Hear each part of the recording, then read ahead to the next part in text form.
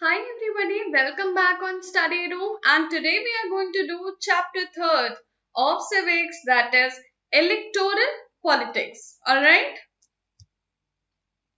So first of all, we have to understand what happened in assembly elections in Haryana. In 1987, what happened is that Devi Lal won the state assembly election with his movement of Nyay Yudh and formed a new party called Lok Dal. He became the CM and held power in 1991. This is a newspaper report. You can see how shocked people are. It is about the state assembly elections in Haryana in 1987. The state had been ruled by a Congress party led by the government since 1982. Chaudhry Devi Lal promised that the first action of his government would be to weave the loans of farmers and small businessmen. Lokdal and its partners won 76 out of 90 seats. Can you imagine? Of the state assemblies. 3 days after the election results were declared, Chaudhry Devi Lal became the chief minister. His party ruled the state for 4 years. As soon as he became the chief minister, his government issued a government order waiving the outstanding loans of small farmers because that is the main concern of the common people. Alright? So, agricultural laborers, small businessmen's loans were all waived off. His party ruled the state for 4 years. The next election were held in 1991, but this time this party did not win popular support. The Congress won the election and formed the government. So you see how the electoral politics changes with the passage of time. So this is an activity for you all. Do you know when the last assembly elections were held in your state? Which other elections have taken place in your locality in the last 5 years? Write down the levels of election, that is National Assembly, Panchayat, etc. When were they held and the name and designation of MP, MLA, etc. of the person who got elected from your area. So this is the research work that you all have to perform. And the question is, now the biggest question of electoral politics. It is, why do we need elections? Alright? So, please tell me, all of you, is there a democratic way of selecting representatives without elections? Let us think of a place where representatives are selected on the basis of their age and experience. Alright? Or a place where they are chosen on the basis of education or knowledge. There could be some difficulty in deciding on who is more experienced or knowledgeable. But let us say the people can resolve these difficulties. Alright, this is an ideal state. Clearly, such a place does not require elections. We cannot call this place a democracy without the election. So we need election for being called as democracy. A mechanism by which people can choose their leaders, representatives at regular intervals and change them if they wish to do so with the process of election. Therefore, elections are considered essential in our times for any representative democracy. So you see, what is the importance of elections? Elections are mechanism by which people can choose their representatives who will make important decisions on their behalf. Voters make these choices in an election. So, you all know, right? Who will make laws for them? If they choose somebody, representatives from an election, these are the points that will be kept in mind. Who will make laws for them? Who will form the government and take major decisions? Which party's policies will guide the government and lawmaking?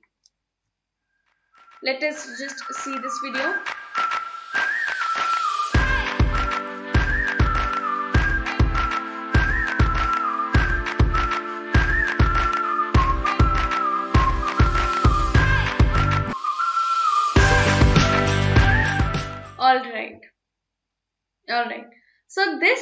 shows how voters are able to vote in an election. The election commission set up polling booths and voters have to take their ID with them. The black and white footage you saw was from the first election in India. Literacy rate was so low that you can see on those ballot boxes a symbol used to be put so that people know that which party they are voting for. Now, what makes an election democratic? Alright, so elections can be held in many ways. All democratic countries hold elections, but most non-democratic countries also hold some kind of elections. Above points explain, like these are the pictures would explain what makes an election democratic. So this is in China. What is happening in China? Only the communist parties and elite parties are allowed to contest election. Not everybody can contest elections. And in Syria, the Ba'ath party and some small elite parties are the only ones allowed. So no entry before you fill the form and become a member in all Ba'ath party. Is that clear? So if you have to vote, you have to become a member of a party. So is this democratic? Can you say that belonging to one particular party can make you democratic? Democracy should be freedom. All right, you should have perfect choices so that you can choose. If there is no choices and only one option and then there is election, what is the difference between the autocracy, totalitarianism or democracy? All right, so most non-democratic countries also hold some kind of elections. So what makes an election democratic? These are the features. Everyone should be able to choose a one vote, one value. Alright, everyone, whether he is president or the poor person sitting idle on the road, both votes should be counted as one vote. It's not that if PM is voting for somebody, it would be counted as two votes or its value would increase. Alright. So reach choices. Parties and candidates should be free to contest elections. It's not that if you want to contest elections, you have to join a party. There should be no compulsion on it. Regular intervals. If the elections are held like after 50 years or sometimes after 2 years, but then other times it's 10 years difference. So this is also not a democracy because it all depends upon the rulers when our next election is going to held. All right.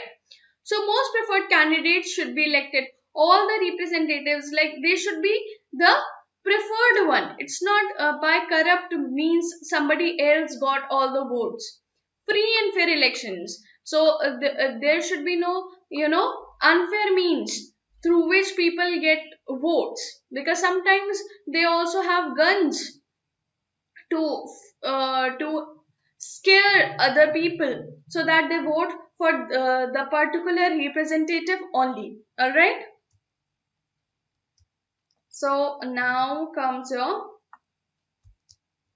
first questions. We have seen why democracies need to have elections, but why do rulers in non-democratics need to hold elections? It is because, like, this is a question for you all, but this is the case because these non-democratic have to maintain their global image because funds, all right, loans come from international arena.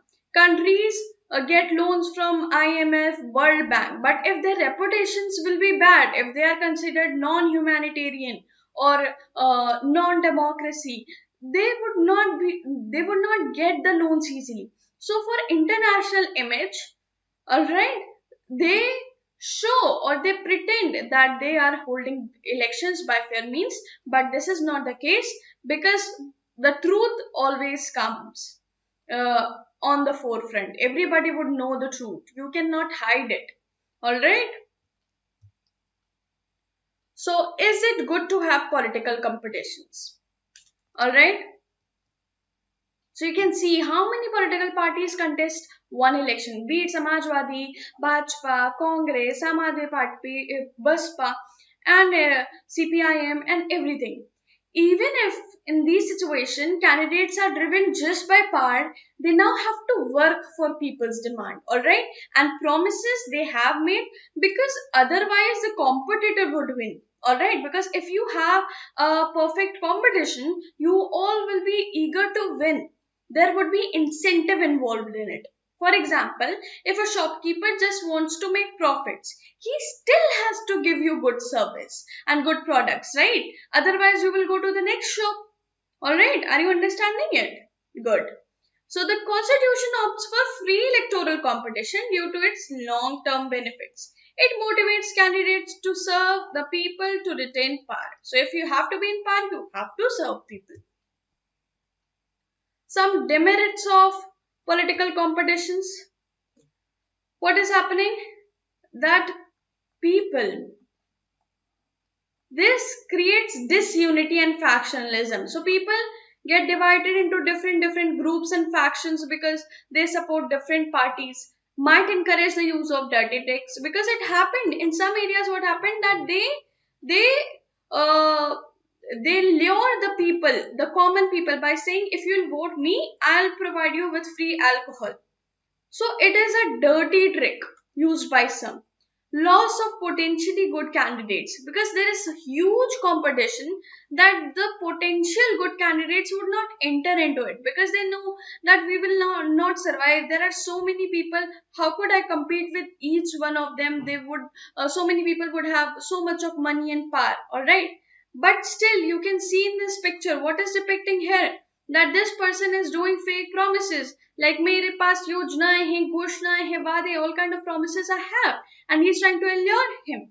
But this common man knows his worth, like his importance. He know he has votes, and because of his vote, this person is in power. So he can make him the ruler or the government, and he can also put him in dirt, because if the common man's profit is not being taken care, if the common man is not being taken care, what would happen? The leaders would have to face repercussion. Now these are also some, read these two cartoons carefully. What is the message you see in each of them? Here you can see that the voter is powerful. He has the power. He has a dignity. He is the one everybody is dependent on. All the leaders are requesting him to him to vote for those leaders so that they can come in power, and they are all below this common man. But in sometimes what happened, that they have the rotis of promises. So voter is a hungry man and he's being greedy and running after rotis, and these people just talking of fake promises, and they are not taking care of these voters. So you can all understand through these activities, all right? So this was for today. We have introduced the chapter really well, and we have gone to understand the far-fetched implications of electoral politics and what does this term mean, and different conditions of voters in democratic countries and non-democratic countries.